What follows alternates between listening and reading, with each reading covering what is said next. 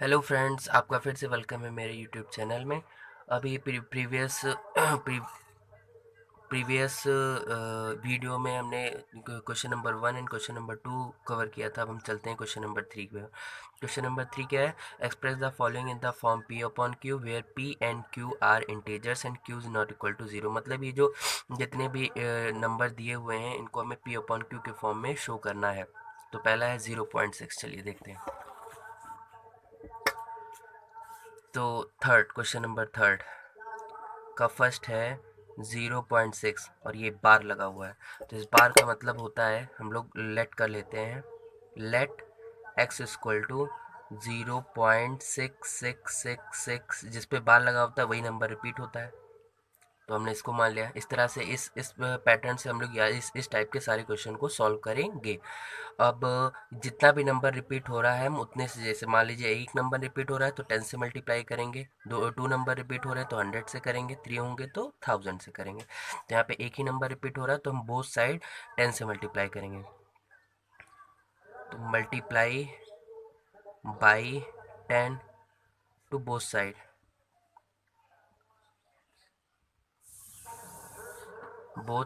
तो इधर हो जाएगा 10x। इसको इक्वेशन 1 बना लेते हैं। और इधर हो जाएगा, हमें पता है जब मल्टीप्लाई होता है 10 से तो पॉइंट राइट साइड चला जाता है। तो 6.666666 देन डॉट डॉट डॉट। ये बन गया आपका इक्वेशन सेकेंड। अब हम क्या करेंगे? सब्ट्रैक्ट सेकेंड, इक्वेशन सेकेंड से फर्स्ट को सब्ट्रैक्ट करेंगे। इक्वेशन सेकेंड हमारा क्या है? 10x इज इक्वल टू 6.6666 और ये x is equal to 0.6666 minus, तो इधर वाले तो सारे डिजिट सेम है तो ज़ीरो हो जाएगा। यहाँ बचा 6 point is equal to 10x में से एक x निकल गया तो 9x। अब 6.0 का कोई वैल्यू नहीं है, 6/9। थोड़ा सा कट करते हैं, 3 2 जा 6, 3 3 जा 9। तो x is equal to 2/3 and that is your answer. p upon Q के फॉर्म में हो गया ये। तो ये था आपका फर्स्ट। अब इसी तरह से सेकंड देखते हैं। सेकंड क्या दे रखा है? सेकंड दिया हुआ है 0.47 पे बार। तो 0.47 और बार। अब यहाँ पे देखिए 2 डिजिट पे बार है, तो पहले इनको हम लोग लेट करते हैं। इसी तरह से सारे क्वेश्चन सॉल्व होंगे easily. Let x equal to 0.474747 dot dot dot. अब हम जैसे कि हमने बताया था, अगर दो डिजिट्स रिपीट हो रहे हैं तो 100 से मल्टीप्लाई होगा। वन, यहाँ पे 1 डिजिट रिपीट हो रहा है तो इसलिए हमने 10 से मल्टीप्लाई किया था। यहाँ पे 2 डिजिट रिपीट हो रहे हैं तो हम 100 से, बोथ साइड। तो मल्टीप्लाई बोथ साइड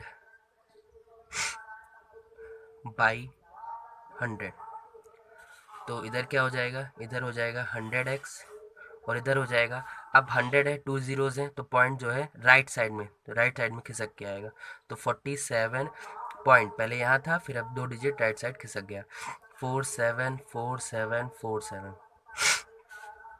ये हो गया आपका इक्वेशन फर्स्ट और ये हो गया इक्वेशन सेकेंड। अब जैसा कि पता ही आगे क्या करना है, सेकेंड माइनस फर्स्ट करना है। तो सेकेंड इक्वेशन है 100x is equal to 47.4747 dot dot dot. और दूसरा है x equal to 0.4747 dot dot dot. दोनों को सब्ट्रैक्ट करते हैं। यहाँ 99x और यहाँ पे 47, इधर वाला सेम ही, 0.0। फिर वही x इक्वल टू 47, पॉइंट के बाद ज़ीरो, कोई वैल्यू नहीं, अपॉन 99। और ये आपका p अपॉन क्यू के फॉर्म में हो गया। चलिए अब इसी तरह से हम इसको थर्ड वाला भी देख लेते हैं, थर्ड पार्ट।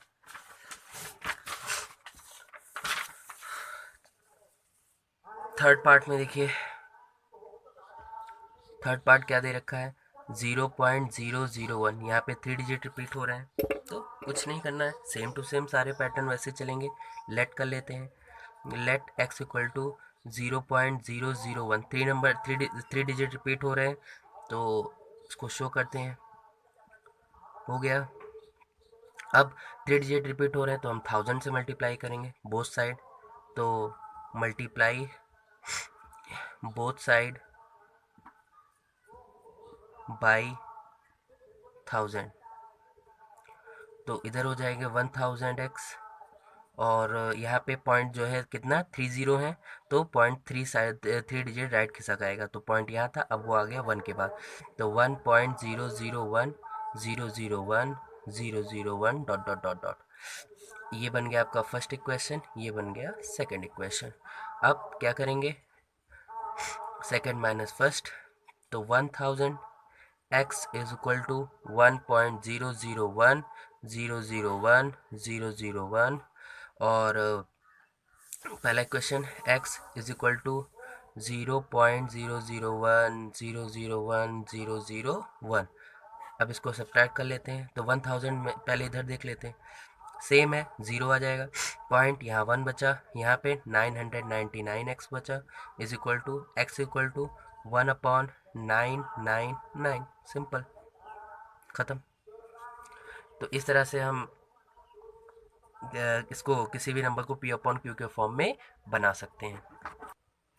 अब चलिए देखिए क्वेश्चन नंबर 4। क्वेश्चन नंबर 4 में भी वही चीज़ करना है। यहाँ पे लिखा हुआ है express 0.999 in the form P upon Q. इसको पी अपॉन क्यू के फॉर्म में लिखना है, और जो आंसर आएगा बस वहाँ पे ये ख़त्म हो जाएगा। बस 0.99, यहाँ पे एक डिजिट रिपीट हो रहा है, इसलिए हम लोग उसको 10 से मल्टीप्लाई करेंगे। तो ये क्वेश्चन नंबर 4 था, आपके लिए होमवर्क होगा। इसका आंसर प्लीज़ कमेंट बॉक्स में लिखिए अगर आप कर पाते हैं तो ये सेम टू सेम है। अब क्वेश्चन नंबर 5, क्वेश्चन नंबर 5 में क्या कहा है कि 1/17 का डेसिमल एक्सपेंशन देखना है कि कितने डिजिट के बाद रिपीट होना स्टार्ट होता है। तो इसका ये भी आपका होमवर्क ही है। देखिए क्वेश्चन नंबर 5, तो 5 क्या है, 1/17। अब जब इसको डिवाइड करेंगे, डिवाइड करना तो आता ही होगा, तो जब इसको हम डिवाइड करेंगे तो 17 बाहर हो गया, 1 अंदर, 0.00 और उसके बाद अब इसको हम डिवाइड करेंगे, तो डिवाइड करना स्टार्ट करते हैं।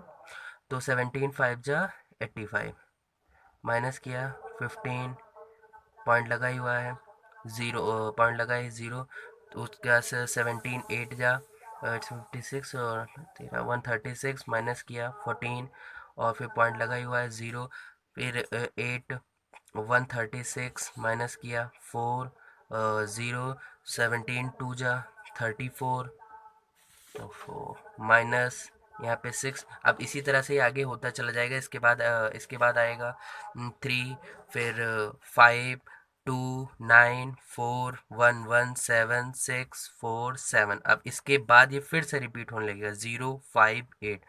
तो इसको ना लिखते हुए हम ये बताएंगे कि हाँ ये यहाँ तक इतने डिजिट तक ये रिपीट हो रहा है। कितने डिजिट्स हैं, 1 2 3 4 5 6 7 8 9 10 11 12 13 14 15 16, 16 डिजिट्स के बाद ये नंबर रिपीट होना स्टार्ट हो गया।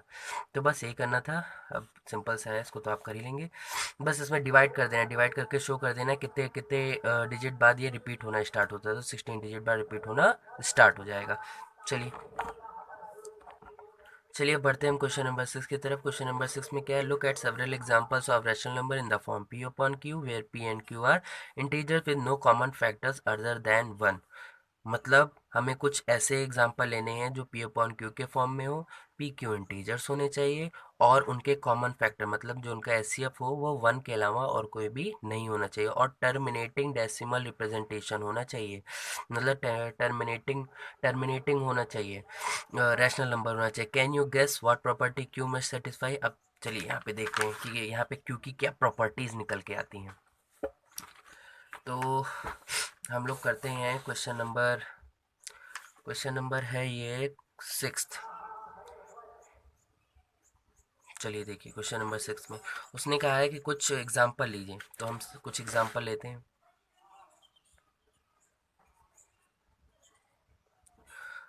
जैसे मान लीजिए पहले ले लेते हैं 7/8, दूसरा एग्जाम्पल ले लेते हैं 15/80, और ले लेते हैं 16/25, और ले लिया 77/10।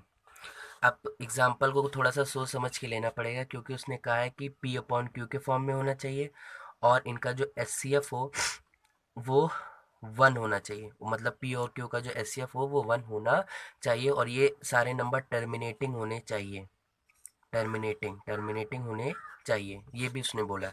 अब चलिए देखिए, यहाँ पे 7 है। अब इनका यहाँ पे क्यू की प्रॉपर्टी क्या निकल के आएगी, तो जब भी हम यहाँ पे जितने भी क्यू, मतलब क्यू नीचे डिनोमिनेटर, तो the property of Q sorry, property नहीं, द प्राइम फैक्टराइजेशन, जब हम प्राइम फैक्टराइजेशन करेंगे,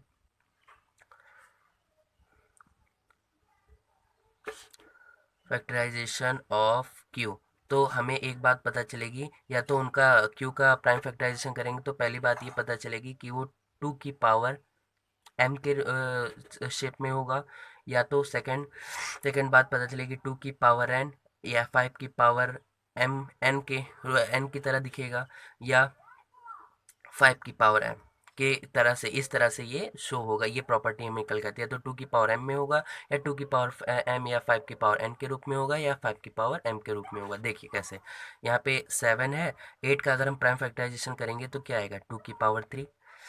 15 है, 80 का हम प्राइम फैक्टराइजेशन करेंगे तो क्या आएगा, टू की पावर 4 और इंटू 5, ये आएगा। और उसके बाद अगर हम 25 का करें तो क्या आएगा, 5 की पावर 2 आएगा। और अगर इसका क्यू का करें नीचे तो क्या आएगा, 2 इंटू 5। तो देखिए यहाँ पे इसी सारे रूप में, इसी तरह से ये सारे जो नीचे वाले हैं डिनोमिनेटर हैं वो सब इसी तरह से हैं। तो यहाँ पे हमें ये पता, हमें क्योंकि ये प्रॉपर्टी पता चली कि अगर कोई भी नंबर, अगर कोई भी फ्रैक्शन पी अपॉन क्यू के फॉर्म में एस सी एफ उसका वन है, तो उसका जो डिनोमिनेटर होगा वो इसी फॉर्म में रहेगा, इसके अलावा जो भी होंगे वो रैशनल नहीं होंगे, वो इरेशनल हो जाएंगे। तो ये प्रॉपर्टी हमें यहाँ पता चली। चलिए अब आगे क्वेश्चन देखते हैं।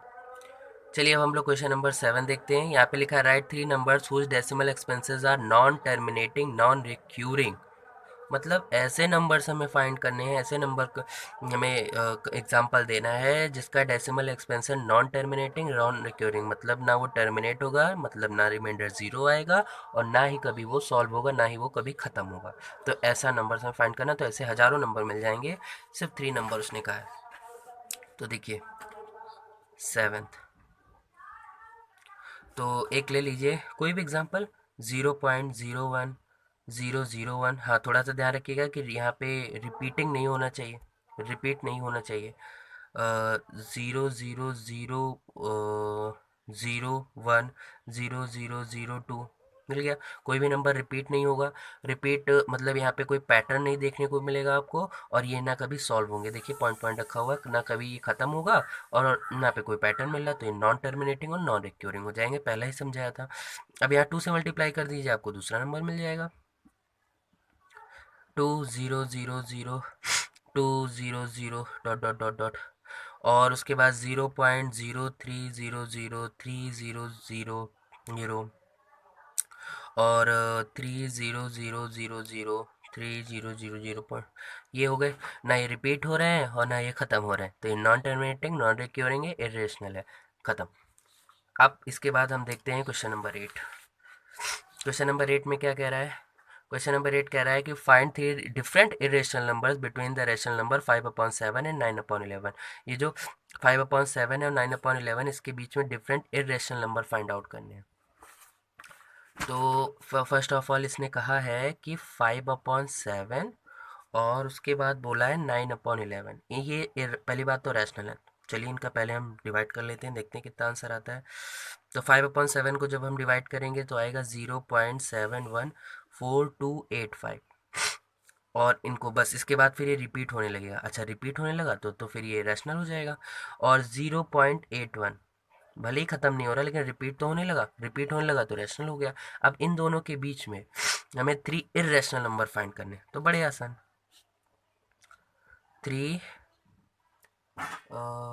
3 डिफरेंट इरेशनल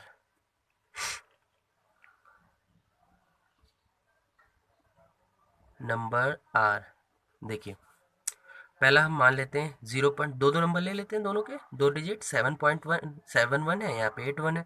7 1 के बाद क्या आता है, तो 0.727272, सॉरी सॉरी, ये तो रिपीट हो रहा है, रैशनल हो गया। हमें इरेशनल नंबर फाइंड करना है।